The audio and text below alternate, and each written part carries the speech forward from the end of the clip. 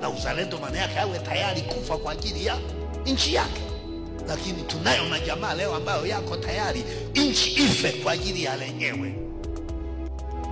Sasa kama kukemea utekaji ni utumishi wa shetani, kama hivyo ambavyo ninyi mnaita kwamba ni kujihusisha na siasa ni utumishi wa shetani, kwa hiyo ninyi mmekubali kuwa mashetani kwa sababu mpo kwenye siasa? Ya Bwana asifiwe. Sijajua ni kitu gani ambacho kimewafunga akili watu ambao mnamsumbua Askofu Gwajima kwa sababu ya press aliyoitoa.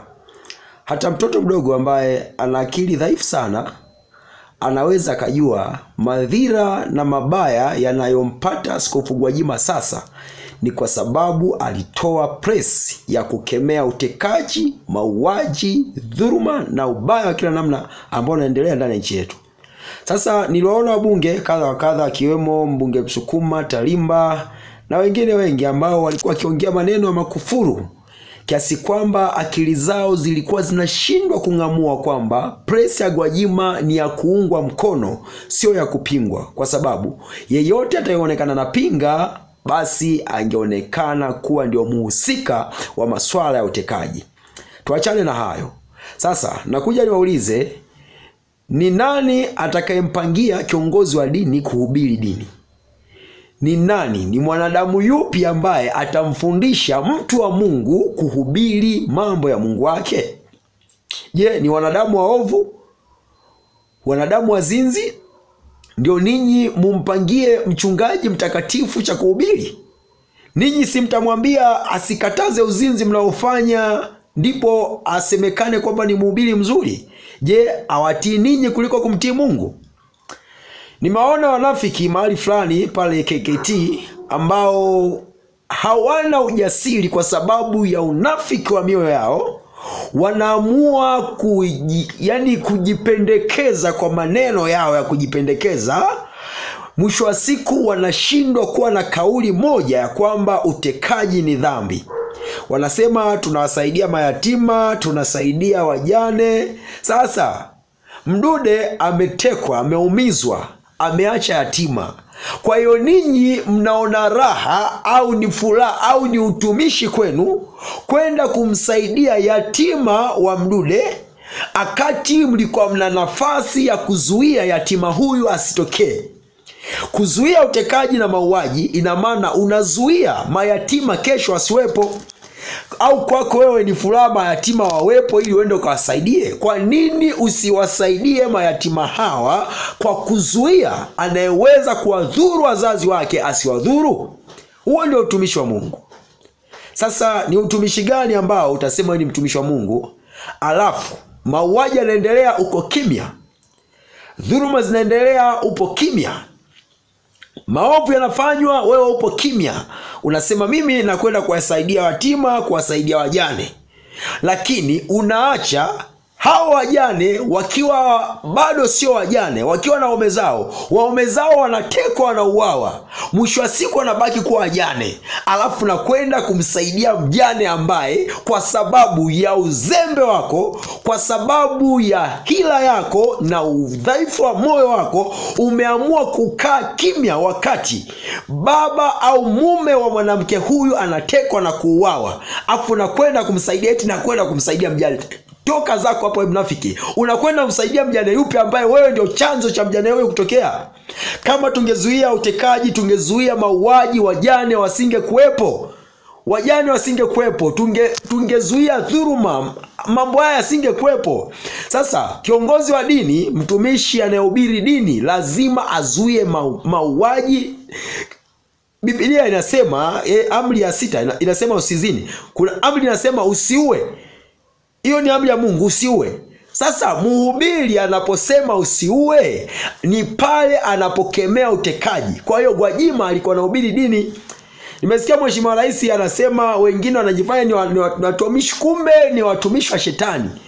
Sasa kama kukemea utekaji ni utumishi wa shetani, Kama hivyo ambavyo ninyi mnaita kwamba ni kujihusisha na siasa ni utumishi wa shetani, kwa hiyo ninyi mmekubali kuwa mashetani kwa sababu mpo kwenye siasa, lakini kiongozi wa dini akijiingiza kwenye siasa ameshakuwa naye shetani. Kwa nini sasa mumzuie kiongozi huyu wa dini asiwatoe kwenye ushetani mlionao? Mnamzuia, mnafunga kanisa la Askofu Gwajima, mlifunga kanisa la mchungaji Mbarikiwa. Sasa ni nani anayefuata? Kwa unafiki wa wachungaji wako kimya, wametulia, wanahisi kama kwao hayatafika. Nikwambie, kadiri unavouacha ubaya uendelee kuenea, utasambaa kama donda ndugu, utakufika na wewe. Kama tu ni mhubiri wa haki, basi tegemea haya atakukuta. Kwa maneno haya ambayo ameyazungumza mzee Magembe. Lakini tunayo majamaa leo ambayo yako tayari nchi ife kwa ajili ya lenyewe. Kwanza namtaka mwanasiasa sahihi kwanza awe mzalendo. He must be patriotic. Na uzalendo maana yake awe tayari kufa kwa ajili ya nchi yake. Lakini tunayo majamaa leo ambayo yako tayari nchi ife kwa ajili ya lenyewe. Huo ujumbe natuma kwa nchi. Na siasa is very nice. It's a science, political science. Wameivuruga tu watu kuingizia vitu. Science, politics is a science. Na hakuna mtu anaishi without policies. Wanikosa kabisa kuilamu siasa. Ni watu wanatumia vibaya siasa. Ni watu wanatumia vibaya, yani huwa wanaondoka kwenye siasa, anajificha kwenye siasa, lakini hafanyi siasa. Hafanyi siasa. Mtu yoyote anayefanya purely politics, he must be very authentic. Kwanza namtaka mwanasiasa sahihi kwanza awe mzalendo. He must be patriotic. Na uzalendo maana yake awe tayari kufa kwa ajili ya nchi yake. Lakini tunayo majamaa leo ambayo yako tayari nchi ife kwa ajili ya lenyewe.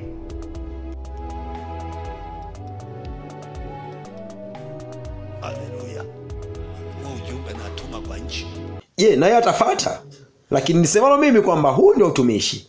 Hatutatii viongozi wazinzi wasiotimiza wajibu zao, watupangie wahubiri tuhubiri nini. Biblia imetukataza.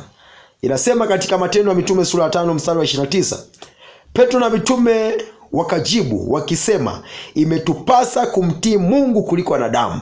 Kwa hiyo imetupasa kumtii Mungu, kwamba tupinge utekaji, tupinge mauaji, kwa sababu ni dhambi, itasababisha wajane, itasababisha mayatima. Alafu viongozi wa dini wanafiki watajifanya kujikomba kwamba tunasaidia mayatima na wajane, akati wamekwepa kutimiza wajibu wao wa kuzuia mayatima hao na wajane hao wasitokee. Sisi tutamtii Mungu, kusimama upande wa watu wa Mungu kwamba utekaji ni dhambi, haitakiwi, sio desturi ya nchi yetu.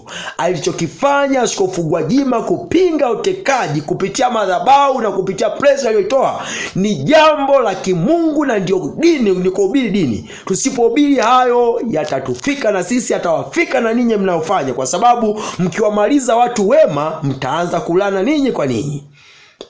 Na hii ni sauti ya mtoto wa mtu aliaye kutoka gerezani. Yeye anasema, itengenezeni njia ya Bwana, nyosheni mapito yake.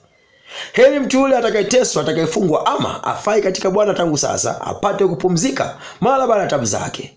Yesu Kristo Mungu mkuu wa haki yu karibu sana na kuja, naye anakuja kumlipa kila mtu sawa sana ya matendo anayotenda. Hii ndio maana neno Maranatha. Sauti ya Mabadiliko ni wito wa kujiunga na harakati hizi za kujenga jamii mpya yenye watu wapya katika nchi mpya ambamo ndani yake hakitasikika kilio.